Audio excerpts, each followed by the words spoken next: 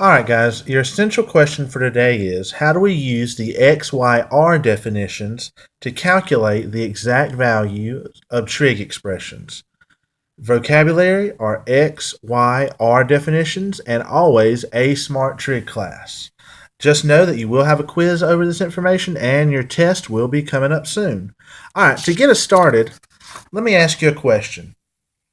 What if I wanted you to tell me what the exact value of sine of 60 degrees is?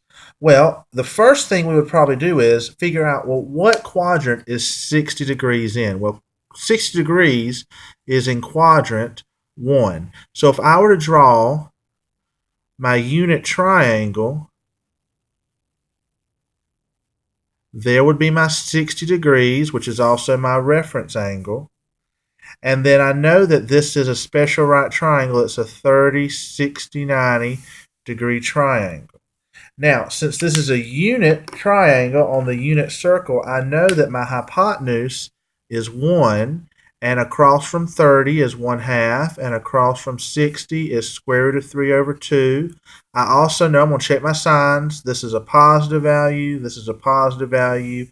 And then also remember a smart trig class. In the first quadrant, all of your trig ratios are positive values. So sine is opposite over hypotenuse.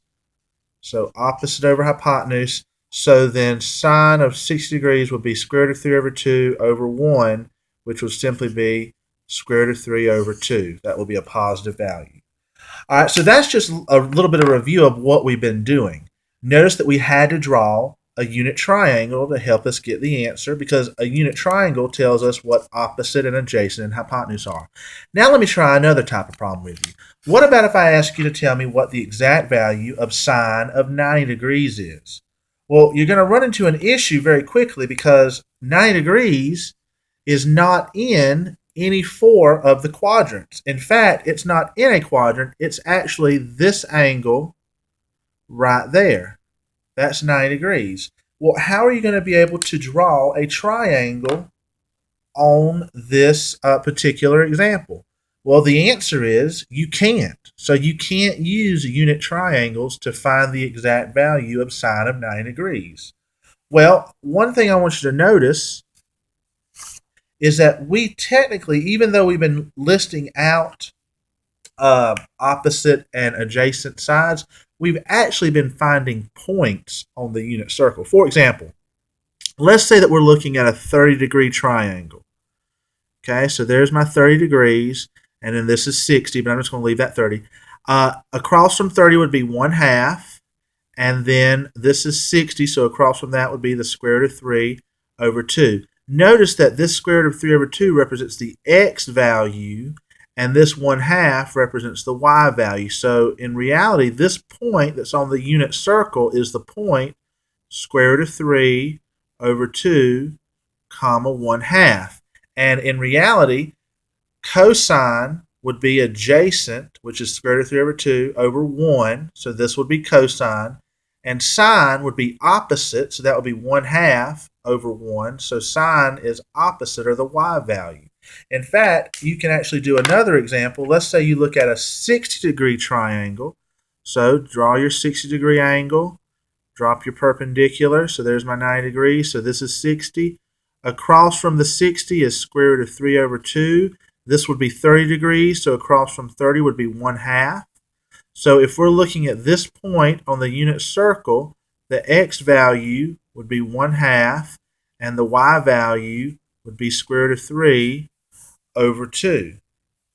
All right, so basically the x, y, r definitions imply that if you have the point on the unit circle x, y, then cosine represents the x value and sine represents the y value when you're talking about the unit circle, because in this case, the unit circle, the radius would be 1. All right, so let me go ahead and give you the x, y, r definitions. So if you have a point, like I said, a point on the unit circle where this is x and this is y, And then we're just going to say that that is r, your radius. But since we're talking about the unit circle, r is 1. Sine of my angle would be y over r, which means that cosecant of that angle would be r over y. Cosine of the angle would be x over r. So secant of my angle would be r over x. Tangent would be y over x, and that means cotangent would be x over y. And so this would be the x, y, r definitions for finding the trig ratios whenever you have a radius of unknown length. But if it's on the unit circle, you do know that the radius would be 1, so that means that sine of theta would just be y, and cosine of theta would just be x, and tangent would be y over x. All right, so let's look at some examples right quick. Let's actually look at a lot of them. For example, what if I ask you to find the exact value of sine of 180 degrees? All right, so we're looking at my unit circle. 180 degrees, there's 90, there's 180. So we're looking at this point right here. Well, what's this point?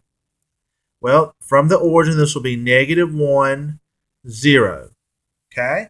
Remember, cosine is your x value, sine is your y value. So sine of 180 degrees would just simply be 0. Cosine of 180 degrees would be -1. All right, let's look at 270 degrees. Well, 270 degrees, so let's see, 90, 180, 270. So we're at this point right here. What would this point be? From the origin, it would be 0, -1. So that means that sine of 270 would be -1, and cosine of 270 would be 0. All right, let's check out one more. Sine of 360. So let's see, that's 90, 180, 270, 360. So we're looking at this point right here.